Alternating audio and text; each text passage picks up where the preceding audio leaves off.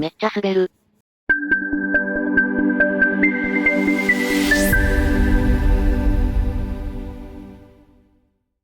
皆さんこんにちは、ウプ主のシュラウドです。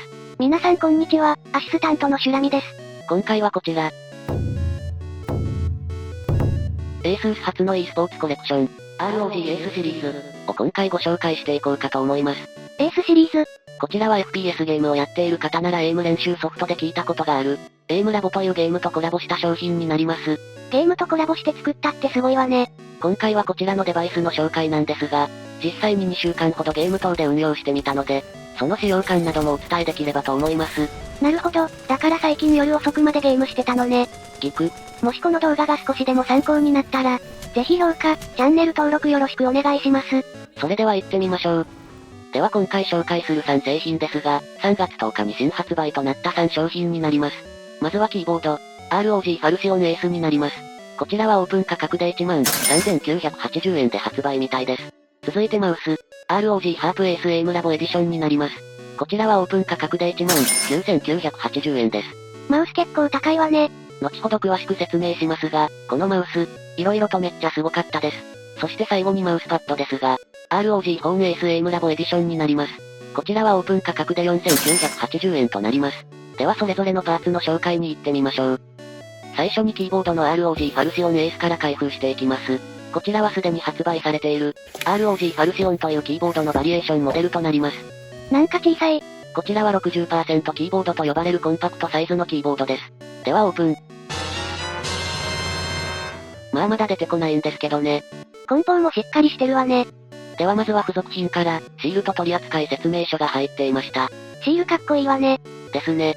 あとは 1.8 メートルの USB-C のケーブルが1本付属していました。付属品はこれだけなので、かなりシンプルな中身かなと思います。では続いて本体も見ていきましょう。おお、なんか可愛らしいわね。そして開けてびっくりしたんですが、なんとこのキーボードカバーが付属されています。素材はポリカーボネートでできていて、キーボードを使用しないときはカバーを付けておけばホコリなどのゴミなどを防いでくれます。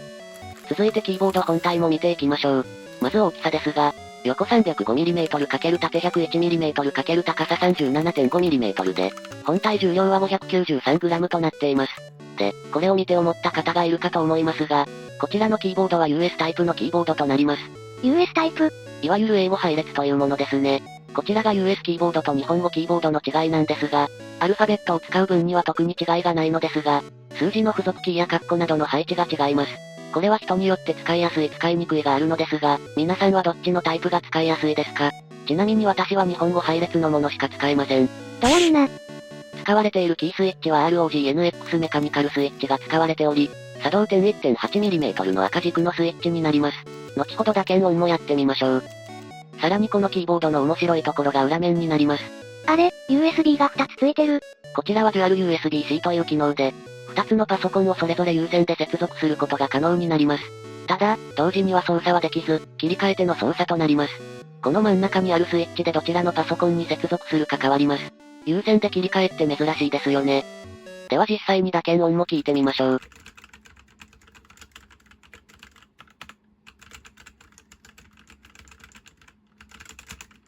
こんな感じでした。青軸みたいなカチャカチャ感は少ないながらもメカニカルな押し心地は感じました。では次の製品を見てみましょう。シュラララ。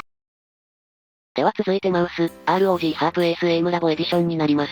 こちら価格が 19,980 円と少し高めではありますが、このマウスの重さがなんと、54g とかなり軽いマウスとなっております。私は普段 L 社のゲーミングマウスを使っていて、こちらも 80g と割と軽い方だと思っていたのですが、それが重いなと感じれるほどこちらのマウスが軽かったです。こちらがマウス本体になります。キーボード同様、内側もしっかり梱包されていました。付属品は取扱説明書とシール、そしてこちらの黒い封筒の中には、グリップシールが入っていました。グリップシールはメインスイッチとサイドに貼れるのですが、よりしっかり持ちたい人用に付属されています。あとソール部分の追加用シールも入っていました。こちらも、より滑らかにしたい人向けです。私は今回どちらも使用しませんでしたがなくても十分握れるし、滑りやすいなと感じました。それから USB とドングルエクステンダーが入っていました。ドングルエクステンダー。こちらのマウスなんですが、接続方法が3種類あり、まずは USB で直接つなげる有線接続、Bluetooth を使った無線接続、ROG スーパーノバワイヤレステクノロジーを使った無線接続になります。この ROG スーパーノバワイヤレステクノロジーを使うためのドングルがマウスに同梱されているのですが、より遅延をなくすためにこちらのエクステンダーを使ってドングルとの距離を物理的に近くすることができるみたいです。ということで付属品はこちらになります。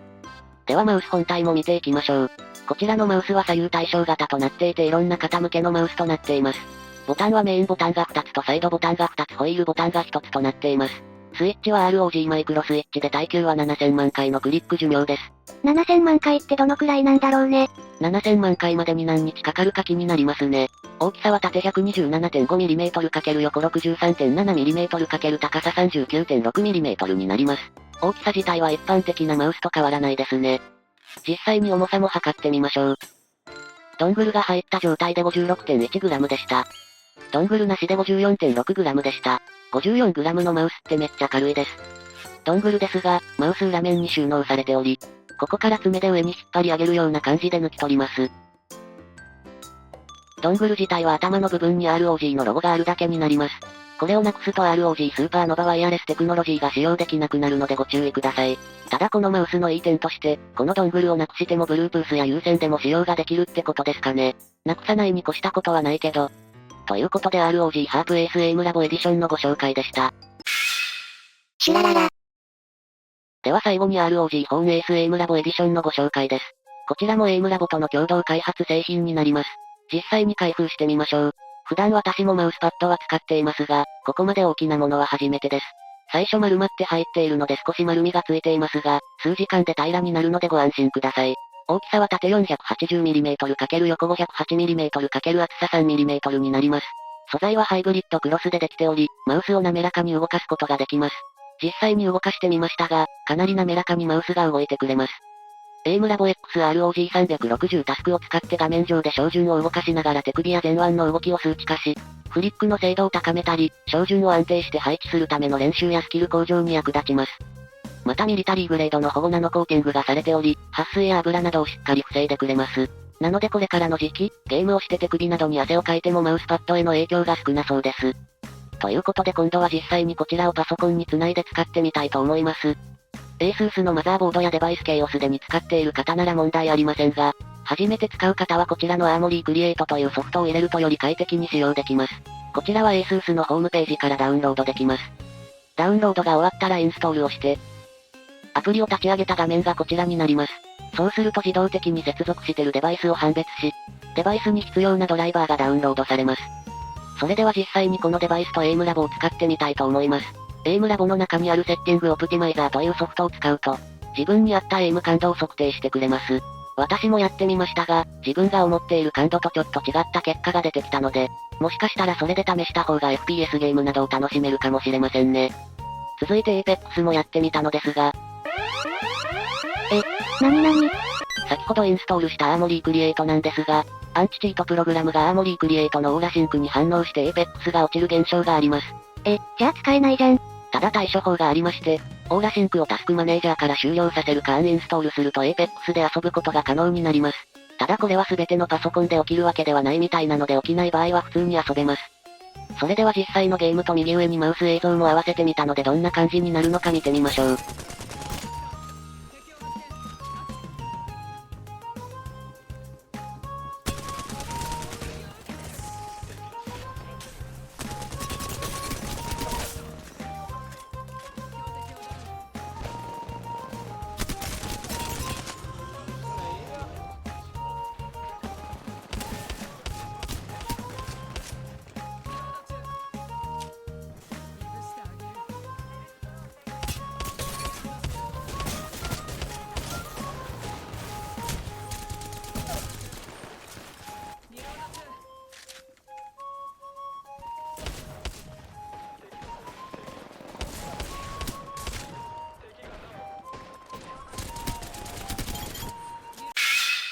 シュラララ。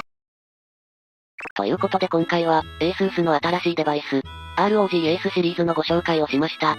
そういえばマウスの電池とかってどのくらい持つの？